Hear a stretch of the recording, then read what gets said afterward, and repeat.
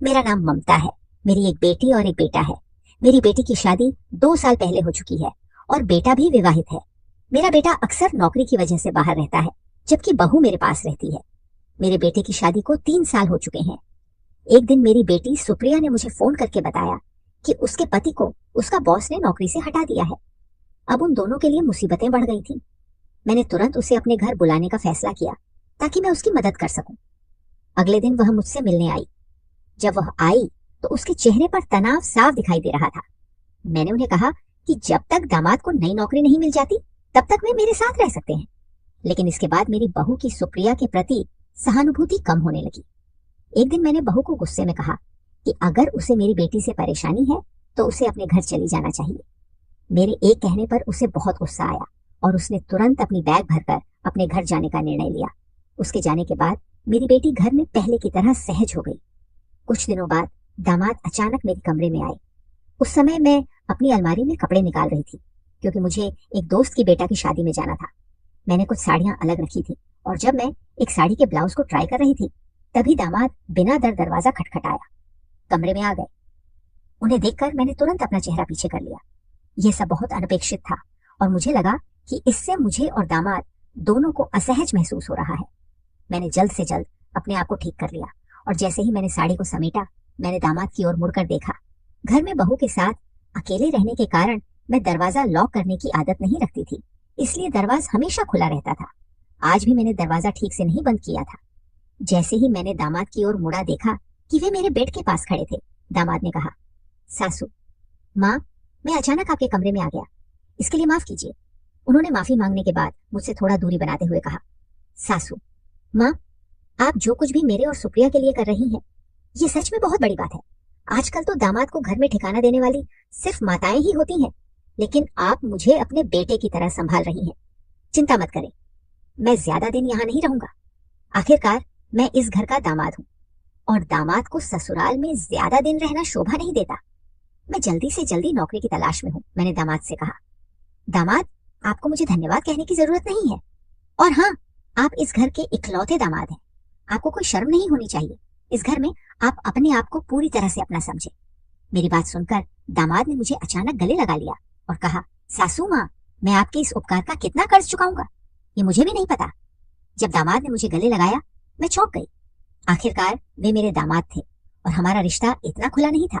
मैंने सोचा कि यह नई पीढ़ी की सोच हो सकती है, जिसमें दामाद अपनी सास से बिना झिझक बातचीत करते हैं। धीरे धीरे मेरे मन में कुछ अनचाही बातें आने लगी। मुझे ऐसा लगने लगा कि सुप्रिया और दामाद के बीच कुछ ठीक नहीं था। एक रात जब मैं सुप्रिया के कमरे से निकल रही थी तो मुझे उसके कमरे से बड़बड़ा की आवाज सुनाई दी। मुझे यकीन था कि उनके बीच कुछ विवाद चल रहा है। ये सुनकर मैं सीधे उनके कमरे में गई। वहां जाकर मैंने देखा कि सुप्रिया अपने पति को उल्टा सीधा बोल रही थी। उसने कहा, 20 दिन हो गए, लेकिन इस आदमी ने अभी तक नई नौकरी नहीं पाई। पूरे दिन घर पर बैठकर क्या कर रहा है? घर में रहकर मेरे पति का सिर खराब हो गया है और अब वह मुझसे तेल की मालिश की मांग कर रहा है। मैं इस बेकार इंसान की मालिश नहीं करूंगी। सुप्रिया इतनी भड़क गई थी कि उसने माँ के सामने ही अपने पति का अपमान करना शुरू कर दिया। इस पर मैंने सुप्रिया को डांटते हुए कहा, सुप्रिया, थोड़ा अपने शब्दों का ध्यान रखो। दामाद को एक न एक दिन नौकरी मिलेगी। यह कठिन समय भी बीत जाएगा। इस समय में तुम्हें अपने पति का मानसिक समर्थन करना चाहिए। पति की सेवा करना बहुत पुण्य का कार्य है। मेरी बात सुनकर सुप्रिया ने कहा, माँ, अगर तुम्हारा दामाद इतना प्यारा लगता है तो तुम उसे तेल की मालिश क्यों नहीं कर देती? मैं उसे कुछ कहने ही वाली थी कि दामाद ने मेरा हाथ पकड़ लिया और मुझे कमरे से बाहर ले जाने लगे। उन्होंने कहा, सासू माँ, मैं सुप्रिया की चिचिराहट को समझ सकता हूँ। मेरे जैसे व्यक्ति को घर में बैठना शोभा नहीं देता, लेकिन मैं भी क्या करूं? मेरे पूरे प्रयास के बावजूद मेरी किस्मत खराब है। उनकी बात करते करते दामाद की आंखों में आंसू भी आ गए थे। मैंने कहा, दामाद जी, आप हिम्मत मत हारिए, सब कुछ ठीक होगा। फिर मैंने कहा, आप इस बेड के किनारे बैठिए, मैं आपको तेल की मालिश करके देती हूँ। इससे आपका मन शांत हो जाएगा और आप अच्छी नींद ले सकेंगे। मैंने दामाद की सिर की मालिश करनी शुरू की। कुछ ही मिनटों में दामाद ने मेरा हाथ पकड़ लिया और उसे अपने कंधे पर घुमाने लगे और कहा, सासू माँ, आपके हाथों में सच में जादू है। कुछ ही मिनटों में मेरे सिर का तनाव दूर हो गया। क्या आप मेरी गर्दन पर भी थोड़ा तेल लगाकर मालिश कर देंगी? जब मैंने उनके कंधे पर हाथ फेरा तो मुझे थोड़ी लाज महसूस हुई। मैंने यह बहाना किया कि मेरा हाथ दुखता है और तुरंत उनसे थोड़ा दूर हो गई। कुछ दिनों में दामाद को नौकरी मिल गई। नौकरी मिलने के बाद दिन बाद मेरी बेटी ने मुझे बताया कि वह गर्भवती है। दामाद की नौकरी लगते ही मेरी बेटी और दामाद अपने घर जाने की तैयारी कर रहे थे, लेकिन मैंने उन्हें 1 सप्ताह और घर पर रुकने के लिए मनाया। मुझे अपनी बेटी की खुशखबरी सुनने में बहुत आनंद आ रहा था। मेरी बेटी की खुशखबरी सुनकर मैंने ठान लिया कि मुझे उसे और कुछ दिनों के लिए अपने पास रखना चाहिए। लेकिन उस 1 सप्ताह में मैंने देखा कि सुप्रिया की हालत ठीक नहीं थी। मेरी बेटी और दामाद दोनों अलग रहते थे और सुप्रिया की यह हालत देखकर मैं उसे अकेले नहीं जाने दे सकती थी। मेरे मन में सवाल था कि क्या वह अकेले अपने पति के लिए घर के काम कर पाएगी। इसीलिए मैंने तय किया कि जब तक सुप्रिया ठीक नहीं हो जाती तब तक उसे कुछ दिनों के लिए मेरे पास रहना चाहिए। दिन बीतते गए और दामाद ऑफिस जाने लगे। सुबह सुबह मैं उनके लिए टिफिन बना रही थी। जिस तरह से मैं दामाद का ख्याल रख रही थी, उन्होंने भी मेरा ख्याल रखना शुरू किया। शाम को जब दामाद ऑफिस से थक कर लौटते तब भी वे रात के खाना बनाने में मेरी मदद करने आते थे। देखते देखते मेरी बेटी और दामाद के यहाँ आए। 3 महीना हो गया था। गर्भावस्था के कारण मेरी बेटी को मूड स्विंग्स होने लगे थे। दामाद को इसके बारे में ज्यादा जानकारी नहीं थी और इसी वजह से उनके बीच झगड़े होने लगे थे। हर दिन मैं उनकी बहस सुनती थी, लेकिन मैंने सोचा कि यह तो सामान्य पति पत्नी की बातें हैं, इसलिए मैंने ज्यादा ध्यान नहीं दिया। लेकिन एक दिन दामाद रात में मेरे कमरे में आए और कहने लगे, सासू माँ, अब मैं सुप्रिया के साथ एक ही कमरे में एक बेड पर नहीं सो सकती, क्योंकि अगर मेरे हाथ का भी स्पर्श होता है तो वह तुरंत चिड़चिड़ा जाती है। उसकी इस चिड़चिड़ाहट के कारण मुझे रात भर अच्छी नींद नहीं आती। पिछले 4 दिनों से ऑफिस में काम करते करते मेरी आंखें भी भारी हो गई हैं। मैंने दामाद से कहा, दामाद, सुप्रिया जिस स्थिति में है, कभी कभी महिलाओं का चिड़चिड़ापन बढ़ जाता है, तुम्हें उसे समझना चाहिए। मैंने दामाद को सलाह दी कि उन्हें अपनी पत्नी को समझना चाहिए, लेकिन उन्होंने कहा, मैं उसे समझता हूँ, लेकिन अब मेरे आराम का भी सवाल है।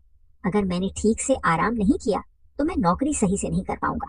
फिर उन्होंने कहा, सासू माँ, अगर आपको कोई दिक्कत नहीं हो तो क्या मैं आज से आपके कमरे में सो सकता हूँ? मैंने तुरंत हाँ नहीं कहा, लेकिन मैंने देखा कि दामाद के पास मुझसे मदद मांगने के अलावा कोई और विकल्प नहीं था, इसलिए मैंने बिना किसी संदेह के उन्हें मेरे कमरे में सोने की अनुमति दे दी। मैंने सोचने में समय लगाया कि दामाद का मेरे कमरे में सोने का इरादा क्या था। उस रात जब दामाद मेरे कमरे में सोए तो मैंने रात भर नींद नहीं पाई, क्योंकि इससे पहले मैंने कभी दामाद के पास रात नहीं बिताई थी। दामाद के कमरे में होने की वजह से मैंने चेंज नहीं किया और साड़ी में ही सो गई। रात भर साड़ी पहने रहने की वजह से मुझे नींद नहीं आई। अगली रात जब मैं सोने जा रही थी तब उन्होंने कहा, सासू माँ, कल रात आप सो नहीं पाए। मुझे पता है, मैंने आपको पहले भी गांव में देखा है। आपको मुझे लजाने की जरूरत नहीं है। अगर आपको रात भर साड़ी पहनने में दिक्कत हो रही है तो आप रोज की तरह नाइटी पहन सकती है। मुझे मानिए, मैं आपका दामाद नहीं बल्कि आपका बेटा हूँ। यह सच था कि रात भर साड़ी पहनने के कारण मुझे नींद नहीं आई थी और आज मैं नहीं चाहती थी कि फिर से रात भर जागते रहूं, इसलिए मैंने कपड़े बदल लिए। जब मैं चेंज होकर आई तो दामाद ने मुझे नाइटी में देखकर कहा, सासू माँ, इस कपड़े में आप बिल्कुल भी मेरी सासू माँ की तरह नहीं लग रही है। आपने खुद को बहुत अच्छे से सजा रखा है। उनकी इस बात पर मैंने मुस्कुराते हुए अपनी जगह पर सोने चली गई। अगले दिन सुबह मैंने नाश्ता किया और किचन में बर्तन साफ करके नहाने के लिए बाथरूम गई। जैसे ही मैं बाथरूम में गई, साबुन के पानी पर मेरे पांव फिसल गए और मैं जमीन पर गिर गई। गिरते ही मेरी कमर में दर्द होने लगा और मुझे उठने में परेशानी होने लगी। मैंने सुप्रिया को आवाज दी, लेकिन वह अपने कमरे से नहीं आई। फिर दामाद दौड़ते हुए मेरे कमरे में आए। उन्होंने मुझे बाथरूम में गिरा हुआ देखकर तुरंत अंदर आए और मुझे उठाकर अपने बेड पर ले गए। उस समय मेरी कमर में बहुत दर्द हो रहा था। दामाद ने तुरंत मेरे लिए गर्म पानी की बोतल ला कर दी। मैंने देखा कि वे ऑफिस के लिए निकले थे, लेकिन मेरी मदद करते समय उन्होंने अपने ऑफिस के कपड़ों को भी भिगो दिया। दामाद ने मुझे मदद करते समय एक पल के लिए भी पीछे मुड़कर नहीं देखा। सुप्रिया कुछ समय बाद मेरे कमरे में आई, लेकिन चूंकि वह गर्भवती थी, वह मेरी मदद नहीं कर पाई।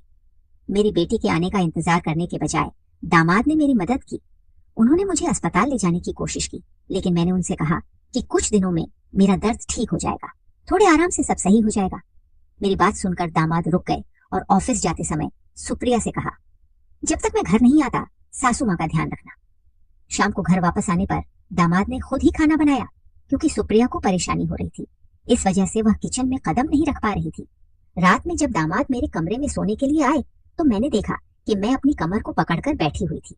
दामाद ने बाम लेकर आए और कहा, सासू माँ, मैं आपको थोड़ा बाम लगा दूं। इससे आपका दर्द थोड़ा ठीक हो जाएगा। मुझे दामाद से मदद मांगने में झिझक हो रही थी, लेकिन उन्होंने बहुत जोर दिया। उन्होंने कहा, सुप्रिया तो गर्भवती है, इसलिए वह आपकी ज्यादा सेवा नहीं कर पाएगी। यह सब भगवान ने आपके दामाद को आपकी सेवा करने के लिए ही किया है। मैंने लाख कोशिश की कि मैं दामाद से मदद ना लूं, लेकिन उन्होंने मुझे बाम लगाना शुरू किया। जिस तरह से उन्होंने मेरे कमर पर हाथ से बाम लगाया, वह सब कुछ अलग सा लग रहा था। धीरे धीरे मुझे नींद आने लगी। जब बार बार दामाद का स्पर्श होता तो मैं समझ नहीं पाई। आधी रात जब मेरी आंख खुली तो मैंने देखा कि दामाद मेरे बहुत करीब सोए हुए हैं। इतना ही नहीं, बल्कि हमारी दोनों की चादर भी एक हो गई थी। यह सब देखकर मैंने तुरंत दामाद से दूर जाने की कोशिश की, लेकिन इधर उधर सरकते समय मेरी कमर फिर से दर्द करने लगी और मेरे मुंह से आवाज निकल गई।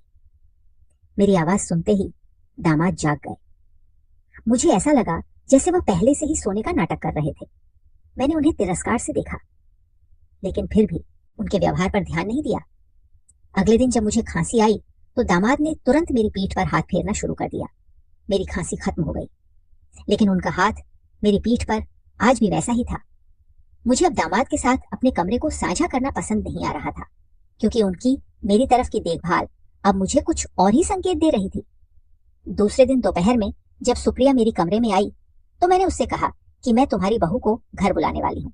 मुझे घर के काम करने में दिक्कत हो रही थी, इसलिए अगर वह घर पर रहेगी तो वह घर पर ध्यान दे सकेगी। इस पर सुप्रिया ने कहा, माँ, पिछले कुछ दिनों से तुम्हारा दामाद तुम्हारे बजाय तुम्हारा ज्यादा ख्याल रख रहा है, फिर भी आप अपनी बहू और बच्चे को क्यों बुलाना चाहती हैं? क्या तुम दामाद तुम्हारे लिए काफी नहीं है? जो बात मैं कहना चाहती थी वह सुप्रिया को समझ में नहीं आई। रात में मैंने दामाद से बात करने का फैसला किया। जब रात में दामाद कमरे में आए तो मैंने उनसे कहा, आज से तुम सुप्रिया के साथ उसकी कमरे में सो, उसे अकेले सोने के लिए मत छोड़ो। कुछ दिनों में मेरी बहू वापस आएगी, तब वह मेरे कमरे में सोएगी।